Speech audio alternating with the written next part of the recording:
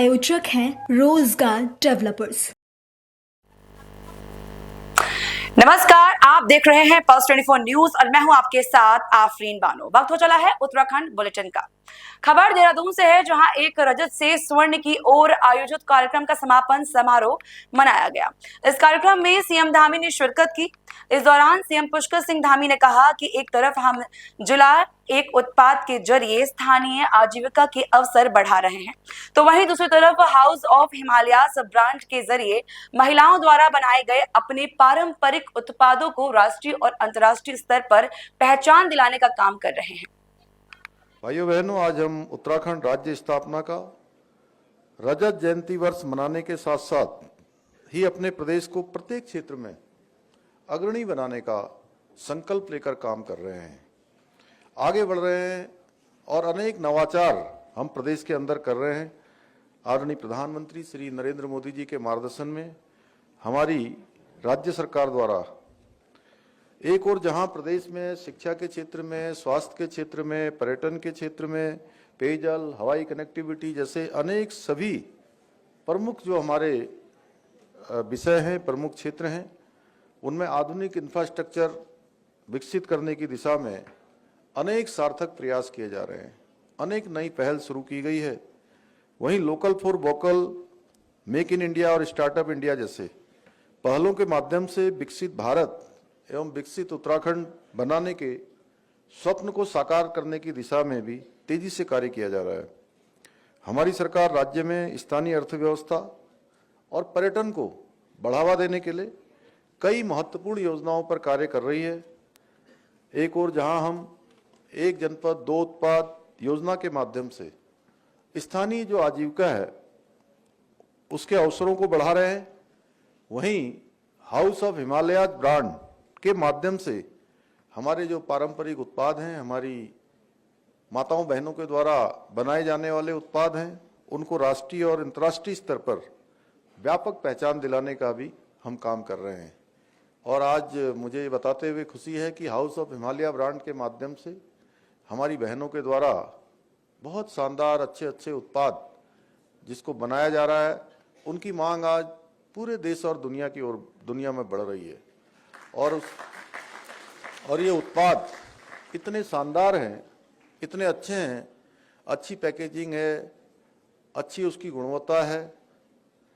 यही कारण है कि बहुत सारी जगह पर आज मल्टीनेशनल कंपनियां भी हमारी बहनों के द्वारा जो उत्पाद बनाए जा रहे हैं, उन उत्पादों के आगे बहुराष्ट्रीय कंपनियों के उत्पाद भी फीके पड़ रहे हैं। इसके साथ ही state millet mission, farm machinery bank, apple mission, नई पर्यटन नीति, नई फल नीति, home stay, wed in Uttarakhand और स्वरोजगार योजना जैसी पहलों के माध्यम से प्रदेश की स्थानीय अर्थव्यवस्था को भी मजबूती प्रदान करने का बृहत कार्य किया जा रहा है। इन योजनाओं से न केवल राज्य में रोजगार के अवसर बढ़ रहे हैं, बल्कि पर्यटन और कृषि क्षेत्रों की अनेक संभावनाओं के द्वार भी खुल रहे हैं। इन्हीं प्रयासों का परिणाम है कि विभिन्न चुनौतियों के बाद अनेक चुनौतियां हमारे सामने आई, लेकिन उसके बावजूद विगत 3 वर्षों में हमारे प्रदेश ने कई उल्लेखनीय उपलब्धियां हासिल की हैं, जिनकी गूंज आज पूरे देश में सुनाई दे रही है। ये हम सभी के लिए बहुत गर्व का विषय है कि नीति आयोग द्वारा जारी 2023-24 के सतत विकास के लक्ष्यों को प्राप्त करने की दिशा में उस इंडेक्स में उत्तराखंड को देश में पहला स्थान प्राप्त हुआ है।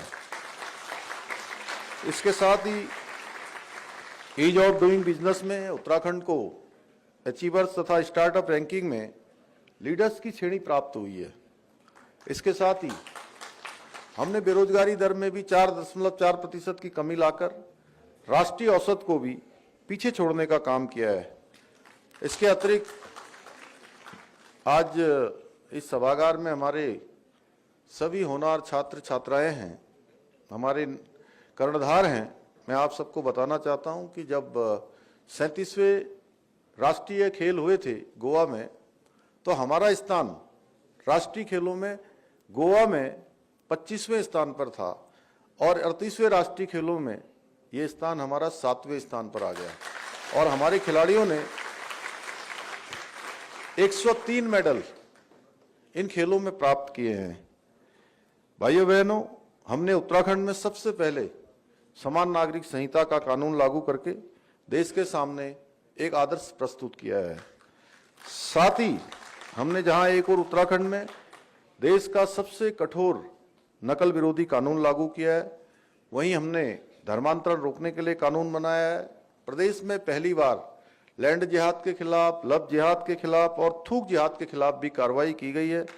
वहीं रसूखदार, चाहे कोई किसी पद पर हो, कितनी भी बड़ी पहुंच वाला हो, ऐसे भ्रष्टाचारियों के विरुद्ध भी कठोर कदम उठाने से हम पीछे नहीं हटे हैं। सख्त नकल विरोधी कानून के परिणाम स्वरूप पिछले 3 वर्षों में प्रदेश के लगभग 22,000 से अधिक युवाओं को सरकारी नौकरियां प्राप्त हुई हैं और किसी भी मामले में कोई नकल का प्रकरण सामने नहीं आया, कोई मामला न्यायालय में नहीं गया। गरीब माता पिता के बेटे बेटियों को और उन माता पिता को अब पूरी तरह से विश्वास हो गया है कि अगर हम अपने बेटे बेटी को सही शिक्षा देकर, सही संस्कार देकर उनको पढ़ाएंगे, तैयारी करवाएंगे, उनकी प्रतिभा, योग्यता, क्षमता के साथ कोई अब अन्याय नहीं कर सकता है। उनके साथ हर हाल में न्याय होगा। और पूरे प्रदेश के अंदर आज जो भी प्रतियोगी परीक्षाएं हो रही हैं, जहां पहले एक भी प्रतियोगी परीक्षाओं में जिनका चयन नहीं हो पाता था, आज उन्हीं प्रतियोगी परीक्षाओं में उन्हीं प्रतिभागियों का एक साथ, एक में भी हो रहा है, 2 में भी हो रहा है, तीसरी प्रतियोगी परीक्षा में भी उनका चयन हो रहा है, 4 में भी हो रहा है और कुछ एक तो 5-5 परीक्षाओं में एक साथ चयन हो रहे हैं। ये हमारे नकल विरोधी कानून का असर है और पिछले 3 सालों में 22,000 से अधिक नियुक्तियां हमारे नौजवान युवाओं को मिलने में सफलता प्राप्त हुई है। भाइयों बहनों, हम सभी जानते हैं आज के आधुनिक युग में रोजगार के परिदृश्य तेजी से बदल रहे हैं। तकनीकी नवाचार, वैश्विक परिवर्तन के कारण रोजगार के नए अवसर उत्पन्न हो रहे हैं और पुराने समाप्त हो रहे हैं। हमारी सरकार द्वारा प्रदेश में स्टार्टअप और इनोवेशन को बढ़ावा देने के लिए इंक्यूबेशन सेंटर स्थापित किए गए हैं। साथ ही स्टार्टअप की सहायता से 200 करोड़ रुपए के वेंचर फंड की व्यवस्था भी की गई है। हमारा उद्देश्य है कि केवल हमारे युवा नौकरी अब ढूंढने वाले नहीं, नौकरी अब मांगने वाले नहीं, बल्कि नौकरी देने वाले बने, जैसे हमारे श्री काव्य जी ने किया है। आज ये अनेक लोगों को रोजगार देने की दिशा में बहुत सार्थक पहल कर रहे हैं। भाइयों बहनों, हमारा लक्ष्य है कि जब हम उत्तराखंड राज्य निर्माण का स्वर्ण जयंती वर्ष मनाएं तो हमारा उत्तराखंड ऐसा हो जहां हर युवा को उसके कौशल और योग्यता के अनुसार सम्मानजनक रोजगार प्राप्त हो। अभी कुछ ही दिनों पहले हमने राज्य का आम बजट प्रस्तुत किया, जो राज्य के सभी दृष्टिकोण से समावेशी विकास के लिए जरूरी है। जो चुनौतियां हमारे सामने हैं, जहां हमको अवसर प्राप्त हो सकते हैं, उन सभी को ध्यान में रखते हुए बजट प्रस्तुत किया है। और सच में ये विषय बहुत अच्छा है, रजत से स्वर्ण की ओर। और हमने भी अभी राज्य के फाइनेंस डिपार्टमेंट की मैंने समीक्षा बैठक करी थी और उस बैठक में मैंने कहा था कि अगले 10 सालों का जो हमारे सामने फाइनेंस के क्षेत्र में क्या चुनौतियां आ सकती हैं, कहां पर हमको जो है और ज्यादा हमारे सामने ऑप्शन है, कहां पोटेंशियल है, कहां हमारी स्थिरता आ रही है, किन में हम थोड़ा सा न्यूनता की ओर जा रहे हैं, कहां हम विस्तार दे सकते हैं, कहां बढ़ा सकते हैं। जहां 10 सालों का एक रोड मैप लेकर हम काम करें, जिससे कि हम 10 सालों का ठीक प्रकार से नियोजन कर सकें और ठीक उसी प्रकार अगले आने वाले 25 सालों का आदरणीय प्रधानमंत्री जी का जो विकसित भारत का संकल्प है 2047, उसमें हम किस प्रकार से योगदान दे सकते हैं। और उससे 3 साल आगे बढ़ के आज से ठीक 25 साल बाद, आज रजत में है और 25 साल बाद हम स्वर्ण में होंगे, यानी कि हमारी राज्य स्थापना के 50 साल पूरे हो रहे होंगे। उस समय आज देहरादून डीएम ने की फील्ड विजिट के बाद फटाफट से आईएसबीटी ड्रेनेज कार्य ने पकड़ी अपनी रफ्तार। वर्षों से मानसून सीजन में नासूर बना आईएसबीटी चौक अब नहीं होगा जलमग्न। जी हां, डीएम ने निरीक्षण के दौरान कहा कि शर्तों के अनुरूप कार्य नहीं किया तो होगी सख्त कार्रवाई।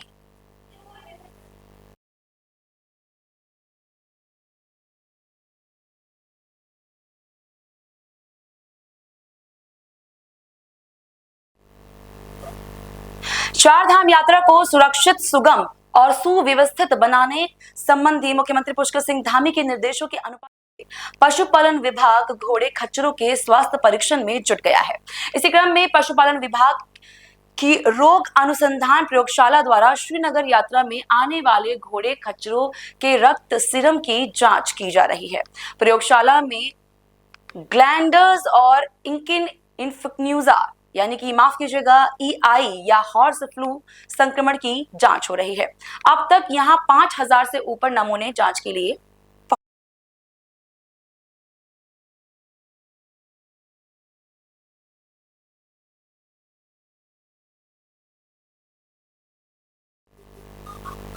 खेल मंत्री रेखा आर्य ने शुक्रवार को बीएस नेगी महिला पॉलिटेक्निक ONGC में आयोजित 11वें दून योग महोत्सव में प्रतियोगिताओं की विजेता बच्चों को सम्मानित किया। यहां आयोजन दून योगपीठ द्वारा किया गया था।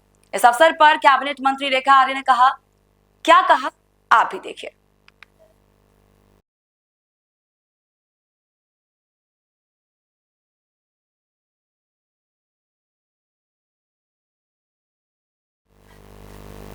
अगली खबर उत्तरकाशी से है, जहां फॉरेस्ट विभाग, नगर पालिका और विद्युत विभाग की एक बड़ी लापरवाही सामने है, जहां पेड़ों पर ही बिजली लाइट लगाई गई है जो बड़े खतरे को पैदा कर सकती है।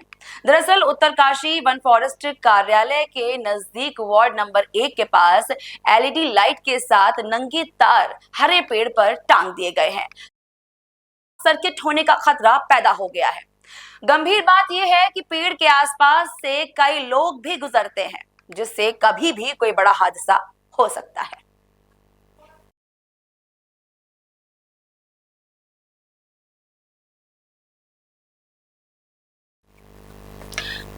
वक्त हो चला है छोटे से ब्रेक का। खबरों का सिलसिला जारी रहेगा, बने रहिए पल्स 24 न्यूज के साथ।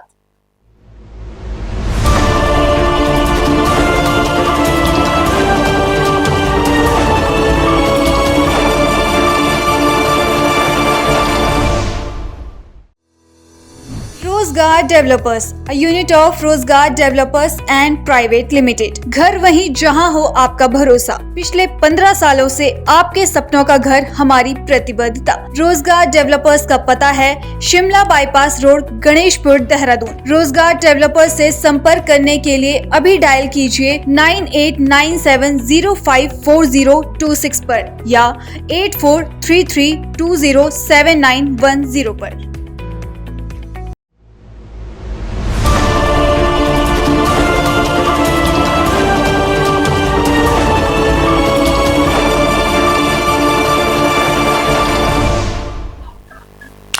स्वागत है आपका एक बार फिर से पल्स 24 न्यूज में। धार्मिक एवं आध्यात्मिक नगरी उत्तरकाशी, जहां न जाने कितने ऋषि मुनियों ने तपस्या कर सिद्धियां प्राप्त की, पर यहां पर गुरुकुल की लगातार मांग होती रही है कि इसी परिप्रेक्ष्य में वेदानंद जी के आश्रम में वेद विद्यालय का उद्घाटन किया गया। इस विद्यालय में चारों वेदों का अध्ययन करवाया जाएगा। संस्थान के अध्यक्ष पूर्व कमिश्नर एवं सांसद डॉक्टर सत्यपाल सिंह का कहना है कि काशी के बाद उत्तरकाशी ही ऐसी जगह है जिसका बहुत बड़ा धार्मिक महत्व है।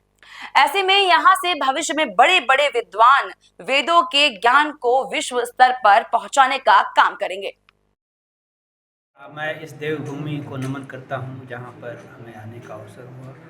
वैसे तो पूरा उत्तराखंड ही देवभूमि है और जहाँ तक प्रदूषण का है, ये हर देश, हर स्टेट और भारत भी स्ट्रगल कर रहा है, लेकिन ये महत्वपूर्ण है कि हम प्राकृतिक जो संपदा है हमारी उसको सजोए रखें और वो तब सजो पाएगी जब हम अपनी जो है मन को शुद्ध रखेंगे, हम अपने वेदों से ज्ञान लेंगे। क्योंकि हमारी जो सभ्यता पली है, भारतीय सभ्यता जो पली है, वो आश्रम में पली है। और मेरे कभी कभी ये ध्यान में आता है कि एक संत ही सभी जंतुओं का, सभी जीव जंतुओं का रक्षा कर सकता है। और उसके लिए ये ज़रूरी है कि हम अपने वेद को अपने जीवन शैली का अंग बनाएं। कि सबसे पहले तो मैं आपका धन्यवाद करता हूं अपनी तरफ से, सभी लोगों की तरफ से, कि आपके माध्यम से इस उत्तरकाशी ये बहुत ही पवित्र स्थल है। पता नहीं हजारों ऋषि मुनियों ने इस जगह पर तपस्या की है और हमको ये सौभाग्य मिला कि यहाँ पर स्वामी विवेकानंद जी महाराज ने लगभग 40 वर्ष, 4 दशक तक यहाँ उन्होंने तपस्या करी। उनके इस छोटे से आश्रम में, उन्हीं की स्मृति के में ये स्वामी श्री वेदानंद वेद विद्यालय की यहाँ पर स्थापना 2022 के अंदर हुई थी। और पिछले 3 वर्ष में इसने काफ़ी जो है प्रगति की है। और उसके लिए मैं अपनी तरफ से हमारे महर्षि सांदीपनी वेद विद्या प्रतिष्ठान के हमारे जो सचिव हैं प्रोफेसर विरूपाक्ष हमारे जिंदीपाल जी, मैं उनका धन्यवाद करता हूं। और आज हम लोगों ने भारत सरकार की सहायता से, हमारे जो पावर फाइनेंस कॉरपोरेशन है, उन्होंने हमको कुछ निधि उपलब्ध कराई थी। उनकी निधि से हम लोगों ने एक छात्रावास का निर्माण किया है, एक योग हाल का यहाँ पर निर्माण किया है। इस छात्रावास का और इस योग हाल को हमने ज्ञान की कुटीर नाम दिया है, छात्रावास का नाम दयानंद भवन रखा है। तो मैं अपनी तरफ से भारत सरकार का भी धन्यवाद करता हूँ। और आज सभी हमारे आचार्यों को, सभी हमारे विद्यार्थियों को, सबको आशीर्वाद देने के लिए हमारे बीच में हमारे योग ऋषि विश्वकेतु जी महाराज यहाँ पर आए हैं। मैं उनका भी बहुत बहुत धन्यवाद करता हूँ। और उत्तर प्रदेश जो पोल्यूशन कंट्रोल बोर्ड है, उसके अध्यक्ष doctor R P Singh ji भी यहाँ पर आए हैं, उनका भी मैं बहुत बहुत धन्यवाद करता हूँ। और आप सब जितने लोग यहाँ के नगर पालिका के चेयरमैन आए, दूसरे यहाँ के कई अधिकारी लोग आए, मैं अपनी तरफ से सबका धन्यवाद करता हूँ। ये मेरा पूरा विश्वास है इस विद्यालय से, जैसे आपने प्रश्न किया कितने ऋषि मुनि यहाँ से निकलेंगे, ऋषि मुनि निकले या मत निकले, मैं इस बात की गारंटी देता हूँ, यहाँ पढ़ने वाला प्रत्येक विद्यार्थी एक अच्छा इंसान बनकर के निकलेगा, इस देश का एक अच्छा नागरिक बनकर के निकलेगा और इस देश का एक सशक्त प्रहरी बनकर के निकलेगा। जो आज जयदीपाल जी ने जो नारा दिया है, वेद की रक्षा देश की रक्षा, ये वेद देश की रक्षा का प्रण लेकर के यहाँ के हमारे विद्यार्थी निकलेंगे। वेदों से थोड़ा सा अलग होते जा रहे हैं, हमें वापस वेद पर जाना है, क्योंकि वेद हमारी मूल है। और वेद से ही जो है पूरी दुनिया में शांति, और आज जो है सबसे बड़ा मेंटल हेल्थ की प्रॉब्लम होती जा रही है। मैं चाहता हूं कि हम वेद से चिकित्सा प्रारंभ करेंगे, जिससे कि मेंटल हेल्थ उनकी दूर हो और पूरी दुनिया में विश्व की शांति हो। और वेद मंत्र में इतनी पावर है, जो व्यक्ति करता है या सुनता है उसको अंदर तक शांति का अनुभव होता है। और मेंटल हेल्थ के लिए तो वेद मंत्र बहुत ही ज़रूरी है।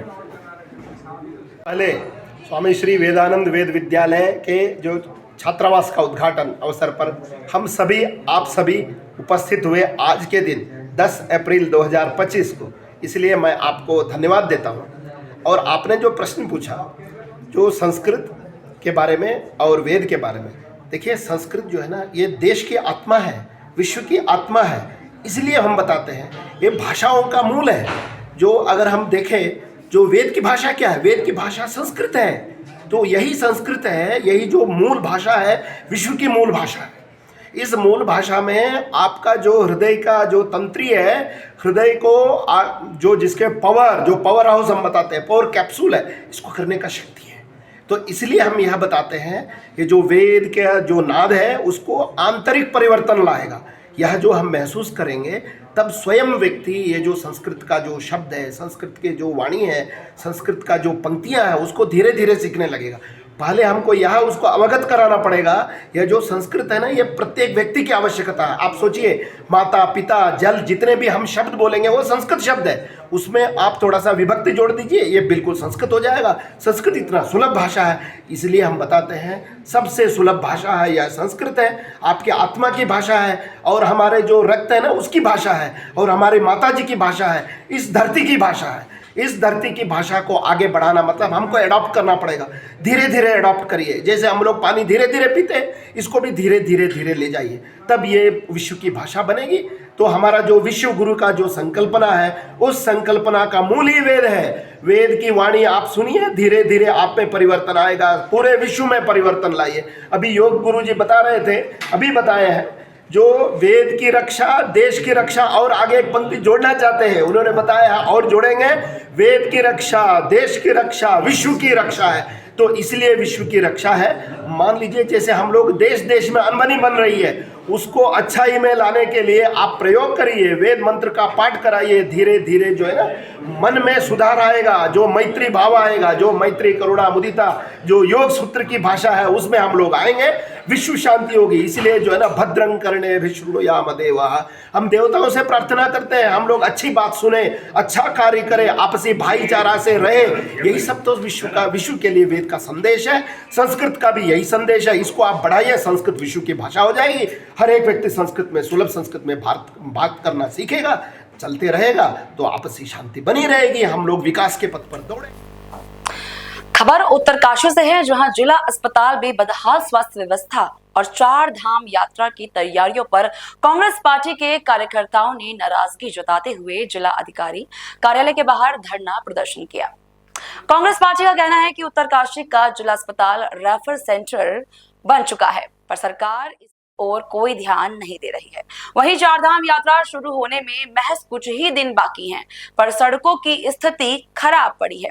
ऐसे में यात्रियों को मुश्किलों का सामना करना पड़ सकता है।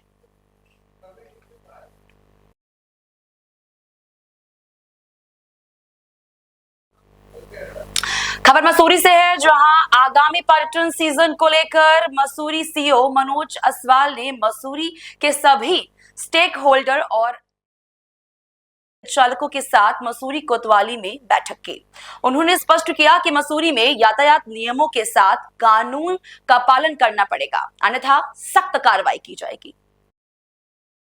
होल्डर्स को यहाँ बुलाया गया है और नियम कानून का पाठ भी आपने पढ़ा दिया, क्या कहना चाहिए?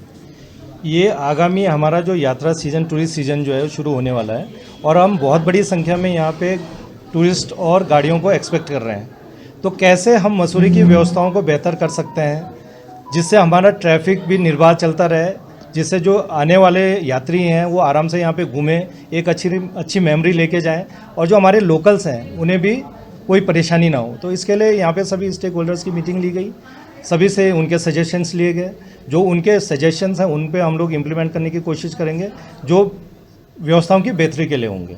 और बाकी इन्हें ये भी बताया गया है कि भाई जो नियम कानून है वो सभी लोग फॉलो करें, वो सभी के लिए लागू हैं।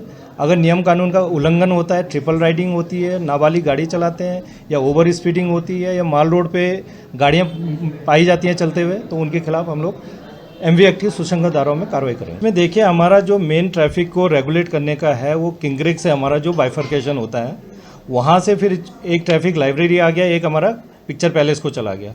तो वहाँ पे भी हमारे पास पिक्चर पैलेस से ऊपर लंडोर के लिए एक 1 वे की व्यवस्था है। यहाँ से अगर लाइब्रेरी हमारा ट्रैफिक जा रहा है वहाँ पे भी अगर ट्रैफिक का दबाव ज़्यादा होता है फिर हम वहाँ पे 1 वे सिस्टम लागू करेंगे, जो हमारा स्प्रिंग रोड है उसका प्रयोग करेंगे। अगर ट्रैफिक नॉर्मल रहेगा तो सीधा लाइब्रेरी से ही उसका संचालन करेंगे। जैसी हमें आवश्यकता महसूस होगी वैसा करेंगे। और इसके लिए अभी हमारे लाइब्रेरी चौक पर ट्रैफिक लाइट्स भी लगी हैं और इसका हम लोग इस सैटरडे को ट्रायल करने वाले हैं।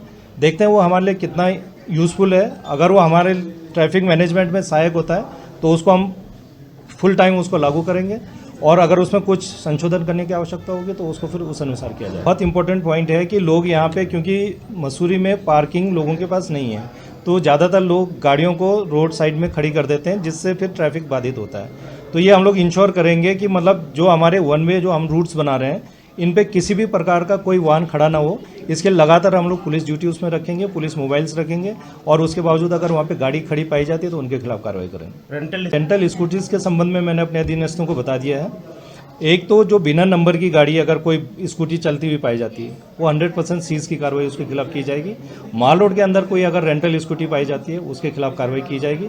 और इनका जो प्रॉपर इनके पास पेपर्स हैं चलने के, RTO से इनके पास परमिशन है, वो सारा चेक किया जाएगा। कोई भी अगर गलत तरीके से चलता हुआ पाया जाता है या गलत जगह पे पार्किंग्स वो लोग अनावश्यक रूप से ट्रैफिक को बाधित करते हैं तो उनके खिलाफ भी कार्रवाई की जाएगी। तो साहब के माध्यम से यहाँ पे एक बैठक बुलाई गई थी जिसमें सभी स्टेक होल्डर्स थे। हमारे द्वारा उस आगामी पर्यटन सीजन को देखते हुए यहाँ पे जो है सुझाव दिए गए वन वे ट्रैफिक के। अक्सर देखा जाता है कि जैसे सीज़न शुरू होता है तो सड़कों पे जाम लग जाता है, तो जो काफ़ी पुराने वन वे ट्रैफिक के चल रहे थे तो वो हमारे द्वारा सीओ साहब को सुझाव दिए गए हैं, जिस पे उन्होंने तुरंत कार्रवाई के लिए आश्वस्त किया। और साथ ही साथ एक जो प्रमुख जाम का केंद्र है लंडौर बाज़ार के लिए उनको सुझाव दिया गया है कि वन वे करा जाए और सिविल हॉस्पिटल से या ऊपर कम से कम कैंट बोर्ड के माध्यम से बैठक करके वहाँ पे एक जल्दी से जल्दी एक नीति बनाई जाए, जिसकी वजह से वहाँ पे जो जाम लगातार लगा रहता है, जिससे हमारे समस्त दुकानदार बहुत परेशान हैं। और दुकानदार अक्सर क्योंकि दुकानदारों की रोज़ी रोटी का सवाल है और जाम की वजह से उनकी रोज़ी रोटी पे भी फ़र्क पड़ने लग गया है, तो उसके लिए सीओ साहब ने हमें आश्वस्त किया है कि जल्द ही वो इसके लिए एक नीति बना के हम उसका निजात करेंगे। और साथ ही साथ उन्होंने ये भी बोला है कि हमारे द्वारा ये भी कहा गया है कि भाई जो यहाँ पे जो स्कूटियाँ तेज़ माल रोड में गति से चल रही है उन पर अंकुश लगाया जाए, तो उन्होंने आश्वस्त किया है कि जल्दी नियम अनुसार कार्रवाई उन पर करी जाएगी। रेंटल स्कूटी के जितने भी लोग आए थे सभी यहाँ पे आए हुए थे और रेंटल स्कूटियों के जो मालिक हैं उनकी भी बैठक यहाँ पे हुई।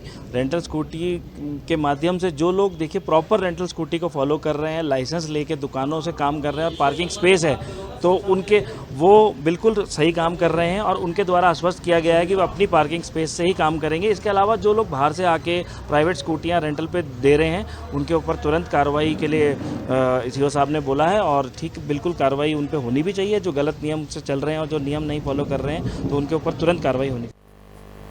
उत्तराखंड बुलेटिन में आज मेरे साथ बस इतना ही। देश और दुनिया की तमाम बड़ी खबरें देखने के लिए देखते रहिए पल्स 24 न्यूज। नमस्कार। इस प्रोग्राम के प्रायोजक थे रोजगार डेवलपर्स।